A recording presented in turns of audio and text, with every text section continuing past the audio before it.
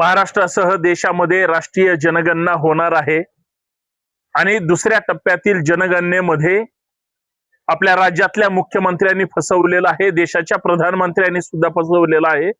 कारण या देशामध्ये ओबीसी सह सगळ्या जातींची जातीनिहाय जनगणना होणार होती, परंतु आताच्या दुसऱ्या टप्प्यातील जनगणनेमध्ये ओबीसींचा जो 10 नंबरला टप्पा दिलेला होता किंवा त्या ठिकाणी आकडा दिलेला होता, त्या ठिकाणी ओबीसींची जातनिहाय जनगणना होणार नाही।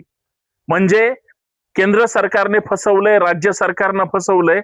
संभाजी ब्रिगेडच्या वतीनं मी केंद्र आणि राज्य सरकारचा तीव्र शब्दात निषेध करतो। कारण संभाजी ब्रिगेड गेली 10-12 वर्ष झालं, जोपर्यंत महाराष्ट्रामध्ये आणि देशामध्ये जातनिहाय जनगणना होणार नाही तोपर्यंत आमच्या आरक्षणातले वाद आमचे संपणार नाहीत, आरक्षणाची टक्केवारी ठरणार नाही।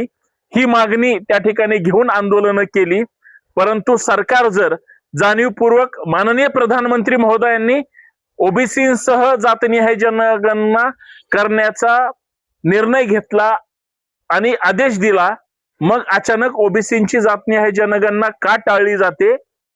आम्ही आक्रमक आहोत।